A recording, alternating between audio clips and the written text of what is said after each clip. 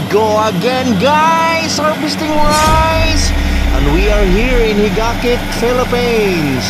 Good morning to all farmers. Good morning to all subscribers and followers of this channel. Yes, good. This is a very nice video, guys. Kubota Combine Harvester DC70 Pro. Maraming salamat po sa inyo, mga ka-farmers. Mga farmers na binigay ninyo ang inyong mga lakas para sa amin. Tinutulungan nyo kami parte sa pagkain. At lalong-lalo na to our Almighty God for giving us grace. Salamat po sa inyo ang tulong. Maraming salamat sa mga pagdadasal.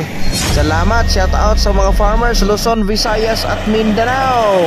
Not only here in the Philippines but all over the world. They are using Kubota Combine Harvester DC70 Pro, a high performance agricultural machine. Ito po yung tatapat sa Yanmar Combine Harvester. Don't forget to follow or subscribe this channel, like and share. This is our content to offer you guys. Shout out sa mga farmers dyan sa Higakit at sa Claver, Surigao del Norte, dyan sa Agusan del Norte at Agusan del Sur. Dyan sa Surigao del Sur, maraming palayan dyan. Dyan sa Davao, napakalaki. Dyan sa General Santos, dyan sa Zamboanga, shout out to all of you.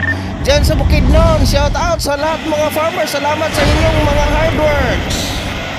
Sa mga farmers dyan sa Iloilo, sa Samar, sa Bohol, sa Cebu, sa Bacolod, at dyan sa Bicol Region, sa Albay, malaki ang mga palayan dyan.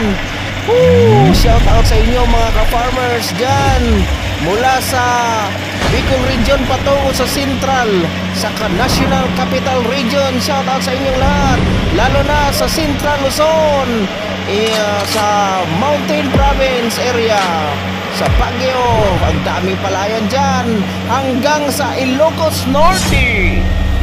Be careful and take care, guys. Stay safe and stay strong. Mag-ingat kayo palagi sa inyong mga trabaho. Gabayan kayo ng Diyos. God will never forget you, guys. Harvesting time, first cropping of this year, and they are harvesting in deep muddy rice field. Good luck to all of you, guys.